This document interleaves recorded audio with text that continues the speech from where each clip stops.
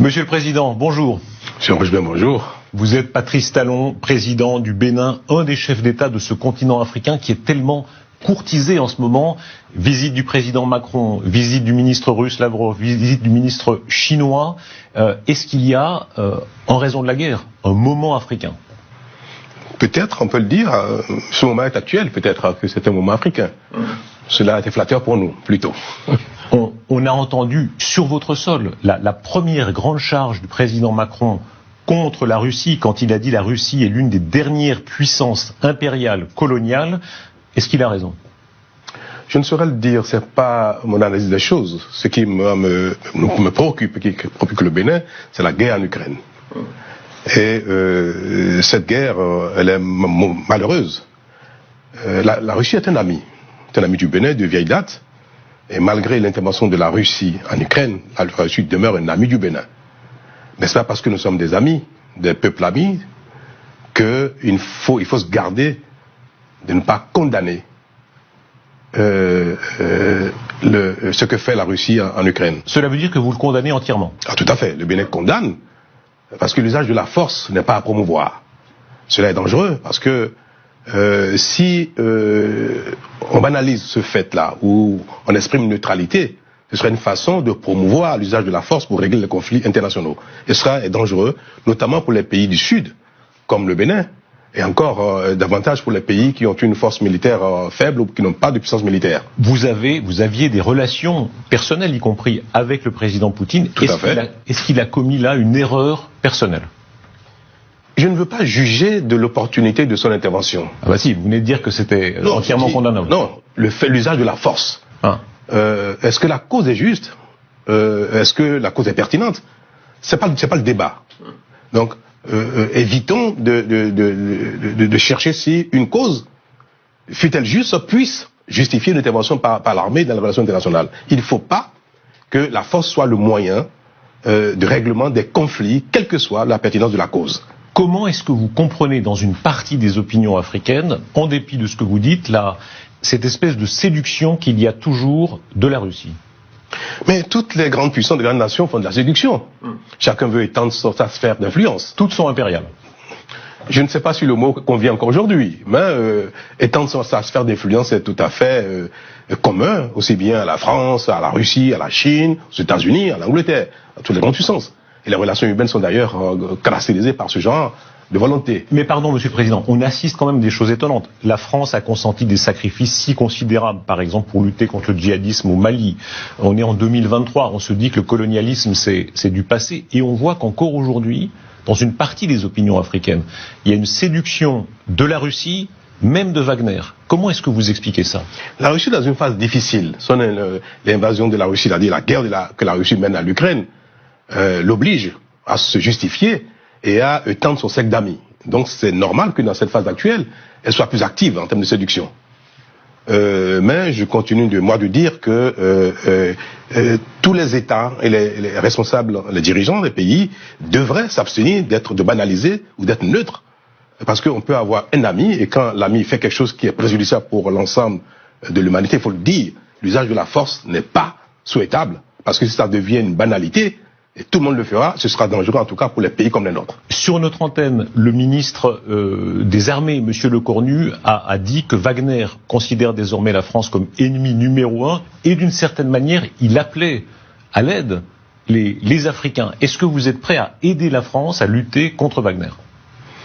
Le Bénin n'a pas à aider un pays contre un autre. Nous ne pouvons pas être un allié de la France contre la Russie. C'est pas un pays là. On parle de Wagner, donc milice. Nous ne pouvons pas être non plus alliés de la Russie contre la France ou contre la Chine et consorts. Le Bénin n'a pas d'allié, ne peut être allié d'un pays contre un autre. Wagner vient dans un environnement où nous parlons de la guerre que la Russie mène en Ukraine. Donc l'environnement est assez pollué. Parce que le prestataire privé armé, parce que Wagner, si je comprends bien, c'est un prestataire privé armé. Mais la notion d'appel, c'est-à-dire le fait de faire appel à un prestataire privé militaire, elle n'est pas nouvelle, cette notion, ce principe-là, cette notion. On a vu en Afghanistan qu'il y a eu des prestataires, sociétés de prestations de sécurité privées, qui Ils sont intervenus pour protéger des édifices et consorts. Vous pensez là des Américains? Tout à fait. Alors, donc, ce principe n'est pas condamnable. Quoique, l'idéal serait que tout ce qui est armé soit plutôt public, d'ordre public et non privé. Ceux qui vous entendront diront « Ah, le président Talon est en train de relativiser. Il est en train de dire, certes, il y a Wagner, mais il y avait aussi des sociétés privées américaines. » En effet, je relativise le principe même de l'intervention privée militaire. Mais quelle est la cause, quel est l'objectif, ou quelle est la mission qui est confiée à cette...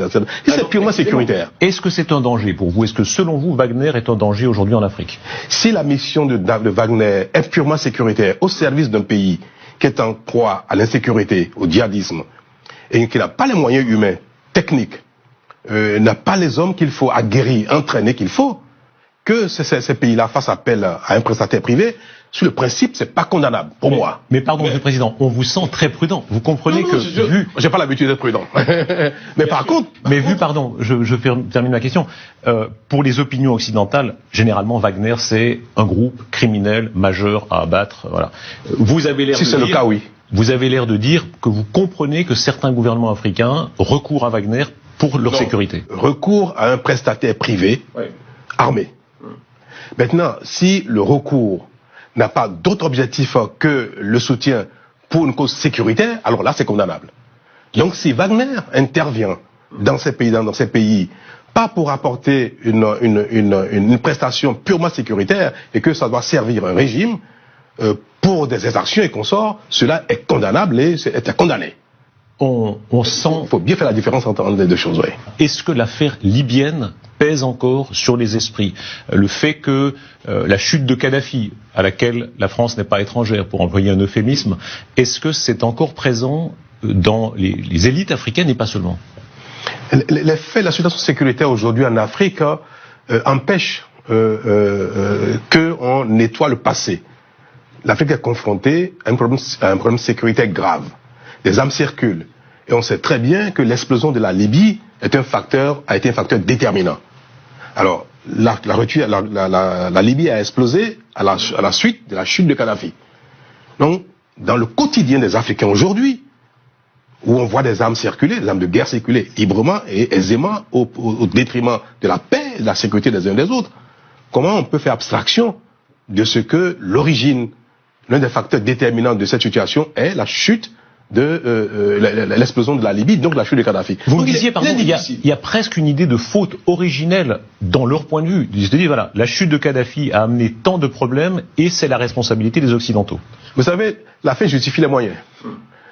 Ce qui se passe aujourd'hui peut être mis en balance avec ce que Kadhafi était, savoir si la chute d'un monsieur, malgré tout ce qu'on peut lui reprocher, et ce qui a donc entraîné l'explosion de la Libye, est-ce que, aujourd'hui, quand on voit ce qui se passe comme drame en Afrique, qu'est-ce qu'il fallait faire, qu'est-ce qu'il fallait pas faire? S'il fallait regarder dans une boule, dans la boule de cristal, s'il fallait jeter les oracles, on dirait, oh là là, si l'Afrique, si la zone doit être aussi insécure, il n'aurait pas fallu toucher à Kadhafi. En substance, beaucoup d'Africains pensent mieux valait Kadhafi que la situation présente.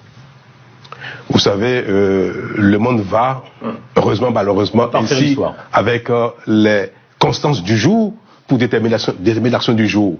Si on devrait savoir l'avenir, combien de choses on ne ferait pas, et combien de choses on ferait. Et pourtant, le poids de l'histoire. On est ici, rue du Faubourg Saint-Honoré, 2 rues plus loin, à droite, il y avait le bureau de Jacques Foccart. Vous y êtes déjà allé, c'était le centre de l'Empire. Je n'ai pas eu le privilège d'aller dans un bureau.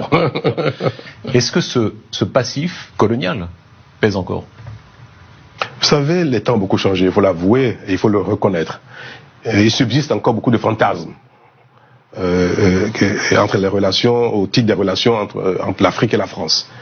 Et la tournée actuelle du président Macron et son discours avant sa tournée tombent bien parce que ça clarifie un peu les choses.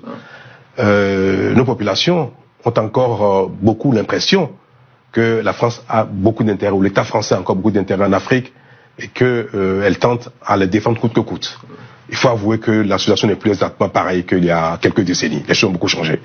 Et il faut que nous ayons le temps ou l'occasion, les autorités françaises ainsi que les dirigeants africains, de l'expliquer pour tuer ces fantasmes-là qui polluent la relation entre les deux peuples et entre au sein de l'Afrique. Et pourtant, on en voit des manifestations de cette sensibilité aujourd'hui. La scène entre le président Tshisekedi et le président Macron, quand en substance le président Tshisekedi rappelle que M. Le Drian a parlé d'un compromis à l'africaine, et que, selon lui, ça a été choquant. Le président Macron dit non, ça n'était pas du mépris. Qui a raison? Mais il a raison, le président Tshisekedi, parce que les propos de Drian à l'époque étaient malvenus, étaient plutôt, comment je vais dire ça, je cherche le mot pour qualifier, le juste mot. Maladroit. C'était maladroit, tout à fait. C'était maladroit. La tournée du président Macron, il y a eu ces scènes extrêmement frappantes où il est, n'est-ce pas, dans une banlieue de Kinshasa, acclamé. Qu'est-ce que ça représente dans l'évolution du rapport entre la France et l'Afrique? Ça montre bien qu'il y a une partie de la population africaine qui évolue, qui n'est pas accrochée au passé. Ce qui est d'ailleurs un handicap pour le développement, quand on passe son temps à ressasser le passé. Et le président Macron est un président jeune, qui dit les choses telles il est sans. Il a vécu en Afrique, ça change. Tout à fait, il a vécu au Nigeria. Donc il a un esprit assez ouvert, il est jeune, c'est un avantage pour voir les choses différemment. Et cela, beaucoup d'Africains l'apprécient. Maintenant, il est nécessaire que la France affiche davantage son sentiment d'égalité avec les pays africains et que ce sentiment passé de paternalisme soit totalement effacé. Il y a encore du paternalisme. Beaucoup de nos compatriotes, de nos Africains, perçoivent encore certains propos, certains faits, comme du paternalisme. Il faut faire l'effort de les gommer. Qui était le plus africain des présidents français? Dans quel sens? Le plus paternaliste ou le plus progressiste pour l'Afrique ou le plus... Qui comprenait le mieux l'Afrique? Dans quel sens? Alors non, là vous jouez là. Là vous faites le jésuite. Le plus près, allez. On a quelques images, pardon, évidemment, De Gaulle, Chirac, Mitterrand avec quand il allait en Afrique, et aujourd'hui le président Macron, mais aussi le président Sarkozy. Moi je dirais que la question devait être qui est le président français qui a davantage de fait pour une coopération de développement plus active, plus visible et plus concrète. Qui alors? Mais chacun fait un peu sa part du job. Vous êtes excessivement prudent. La démographie africaine, elle est tellement forte. La démographie européenne, faible. Est-ce qu'il y a une logique historique à ce que, notamment pour payer les retraites, simplement ça, d'une génération à venir, des Africains, que cela plaise ou non, que politiquement ce soit apprécié ou non, un mouvement migratoire vers l'Europe? Il ne faut pas que les migrations ou la nécessité de combler le déficit démographique en Occident, en Europe, conditionne les politiques africaines en termes de développement, en termes de démographie. Nous sommes confrontés aujourd'hui à un drame. Le taux de croissance de la démographie est trop élevé et en décalage avec notre capacité à investir dans l'infrastructure, d'éducation, de santé, la création d'emplois. Oui, vous êtes pour restreindre la démographie. Donc il faut impérativement contrôler ce taux de progression de la démographie, donc contrôler les naissances. Mais Monsieur le Président, vous savez très bien, en place. De toute éternité, on a essayé, on peut très peu jouer en réalité sur la démographie. Si. Beaucoup de pays y sont parvenus. Et il faut trouver les moyens d'inciter au contrôle des naissances, et même de trouver des moyens coercitifs un peu pour que l'explosion qu'on observe, le taux qu'on observe ne se perdure pas. Sinon, l'Afrique se portera très mal. Cependant, pardon, vous m'avez pas répondu sur la question, disons, du transfert. Quand les Allemands, des patrons allemands disent, voilà, on a pris 1 million de Syriens, et ils le disent parfois très cyniquement, parce que ce million de Syriens aideront à payer les retraites des Allemands dans 30 ans. Est-ce que ce calcul vaut pour les Africains en Europe? Nous n'allons pas développer notre politique de développement sur ce besoin de l'Occident d'avoir des immigrés pour combler le déficit de population démographique. Il faut que les dirigeants africains que nous sommes, nous œuvrons pour le bien-être de nos concitoyens aujourd'hui et demain.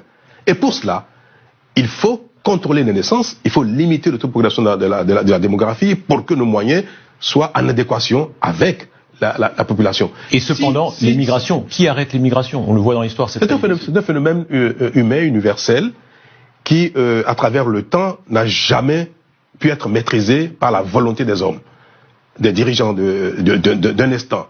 Les peuples ont toujours bougé, L'homme a toujours séculé et l'homme sécula toujours.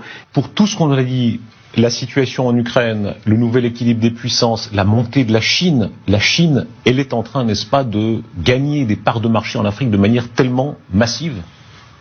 Oui. C'est l'avenir pour vous, la Chine? Mais la Chine c'est déjà le présent. C'est déjà le présent. Il faut constater qu'elle est une puissance incontournable. Elle donne l'exemple de ce qu'on peut partir de rien, se développer, devenir une puissance. La Chine, moi, inspire beaucoup. Le modèle chinois, l'effort sur soi, la bonne gouvernance, sont des éléments qui devraient inspirer tous les pays sous-développés, que le développement est à la portée de tout le monde. Monsieur le Président, je me permets de vous rappeler que c'est aussi une dictature qui viole les droits humains de manière tellement massive, c'est un système tellement dictatorial sur sa propre population. Vous dites que ça m'inspire. La liberté et la démocratie sont un bien inaliénable. Il faut que chaque individu puisse vivre librement sur Terre et s'exprimer en ce qui concerne la gouvernance de sa communauté. C'est un bien inaliénable. Mais attention, il ne faut pas que la démocratie soit un leurre. Je vois où vous voulez en venir. Parce que on reproche à certains pays africains de ne pas suffisamment promouvoir la démocratie, la liberté, le droit de l'homme. On reproche à la Chine de ne pas suffisamment promouvoir le droit de l'homme, la démocratie. Moi, je dis une chose. Si il y a de la démocratie sans bonne gouvernance, c'est aussi grave que le défaut de démocratie. Et c'est pour ça que le développement socio-économique est un impératif autant que la démocratie et la liberté sont des impératifs. Quand on parle de l'Occident, vous avez parfois des réserves. De la Russie, vous avez des réserves très importantes. Et je rappelle, vous avez condamné l'invasion de l'Ukraine. Sur la Chine, votre premier mouvement n'est que positif. Est-ce que c'est révélateur de l'avenir, c'est-à-dire l'immense puissance démographique chinoise et l'immense puissance démographique africaine sont appelées à être, d'une certaine manière, un avenir du monde?